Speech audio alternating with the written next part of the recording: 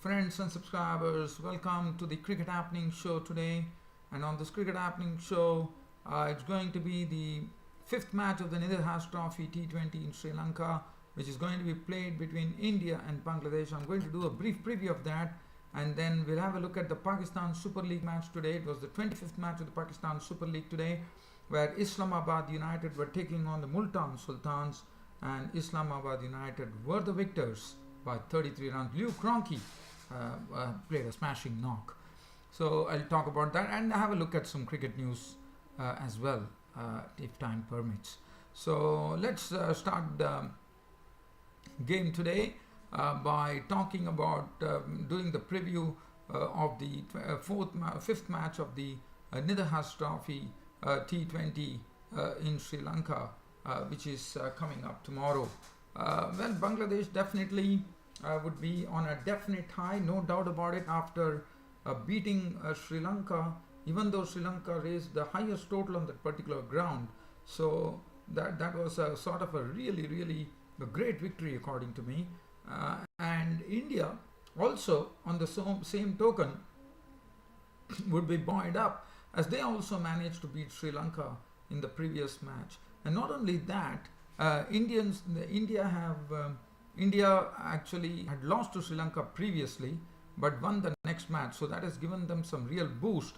And India already has beaten Bangladesh once. So definitely it's in favor of India for sure. But it will be interesting to see as to how both the teams shape up. But I think we are in for a really a wonderful contest at the center, no doubt about that. So let's have a look at the Bangladesh team. Tamim Iqbal, the other day we saw how Liton Das was promoted in the batting order. Probably that was due to the reason that they had to hunt down more than 200 runs. Whether tomorrow, it will be interesting to see whether Bangladesh decide to go with the same option of putting Liton Das to open the innings, or is it going to be Soumya Sarkar? It will be interesting to see. Mushfiqur Rahim and Tamim Iqbal, Mushfiqur Rahim and Mahmudullah are the pillars of this Bangladesh team.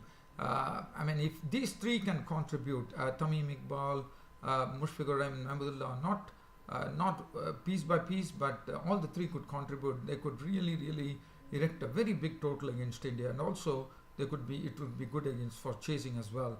Sabir Rahman has not been amongst the runs. Whether they'll be prompted to go in for a new face, Ariful Haq, that's the question. Mehdi Hassan has been doing a good job with the ball. Mustafizur Rahman, unfortunately on the other day we saw he picked up the wicket, but it was a bit costly according to me. Taskin Ahmed has not been really hitting his straps as would have been expected. Rubel Hussain and Nazmul Islam. So talking about it, let's have a look at the pitch conditions as well. I'm told there is a rain forecast in Colombo, and the pitch is likely to it's told that the pitch will remain batting friendly, so that is good news. So it's still a batting pitch. We can still expect a lot of runs being scored, probably not very high, but definitely some runs.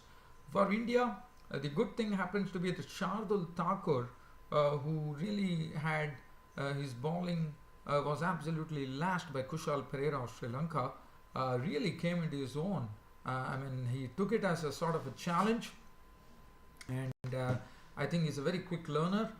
He controlled the bowling, used his knuckle ball to good effect to snap up a lot of wickets, Sri Lankan wickets, and also picked up his first man of the match and also his best T20 analysis. So Shardul Thakur would be definitely expected to shoulder the burden of pace bowling, no doubt about it. So Shardul Thakur is looking good. So that is another good news for India, that the opening combination of Shardul Thakur and Jaydev Unadkat would be quite a handful for the Bangladeshi batsmen.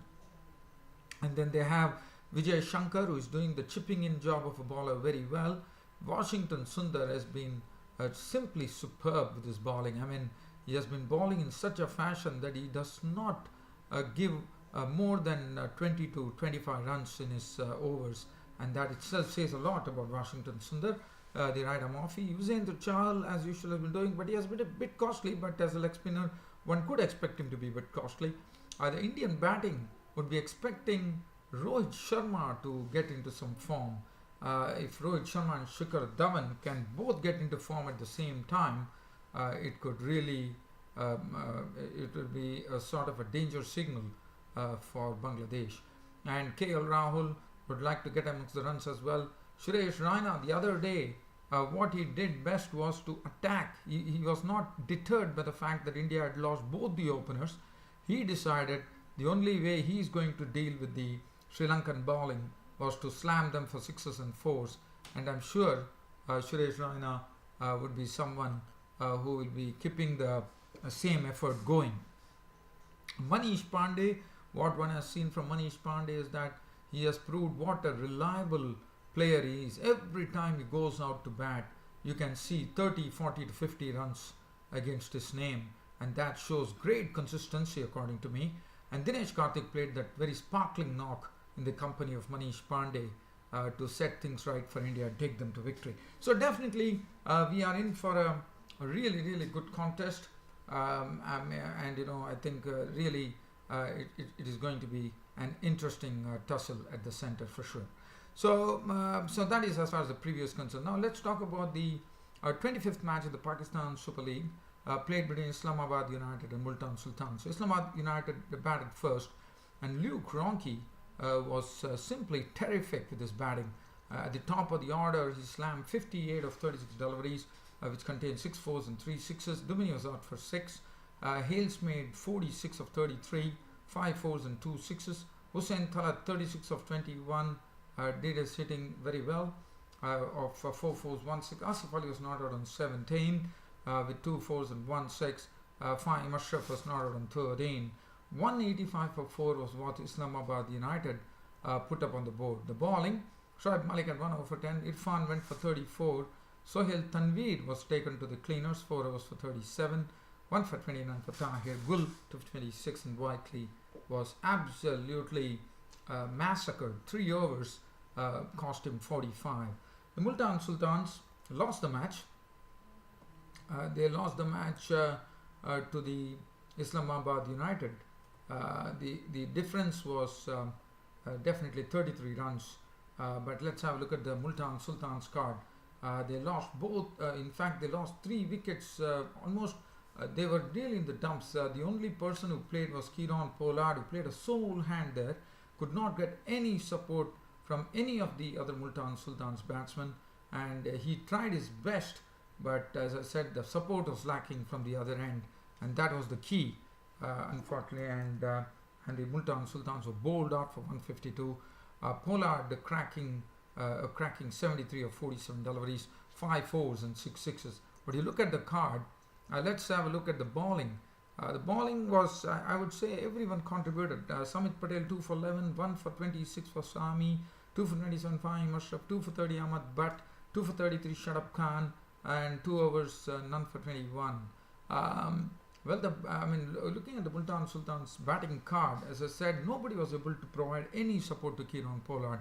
Sangakkara was out for 1, Shahzad 3, Badr Duck, Maqsood 13, 12 to Malik, Pollard we already spoke about, Rob Whiteley 11, Sohail Tanveer 10, Umar Gul 10, and Mohammad Irfan Duck. So that was the situation, and this is how the team actually won the match. So Islamabad United getting a victory, and let's see if at all I can see the points table here in the Pakistan Super League. Well, I wouldn't be able to get into that, unfortunately, dear fans. And let's have a look at some cricket news before I wind up this daily cricket show of mine, which is a sort of a short cricket show today, as there was not much cricket. And just some news coming in from New Zealand. As you know, the New Zealand and England will be getting ready to face in the test matches. And the news coming in is that Santner is injured, and that is a sort of a really a big blow, because Santner, I thought, in this particular series against England, what he was doing in the ODI series was the man, he was the go-to man. In fact, his bowling was good, no doubt, but also he was showing his all-round skills. His batting was really maturing, I thought, and that was the time Santner got injured, so he's out for the test match, and BJ Watling, the wicketkeeper batsman, is into the mix. So, well, dear fans, I don't have anything much to really talk about. Kagiso Rabada was banned yesterday from the remainder of the or remainder of the Test matches against Australia. Was ranked the #1 Test bowler as far as ICC bowling rankings. What a shame that he won't be a part of this South African team after being suspended for the remainder of the Test series against Australia. Well, dear fans and subscribers, always a pleasure talking to you on this daily cricket show of mine. That it's about time for me to bid you all a very good night by promising you that I'll be back tomorrow. Until then, good night.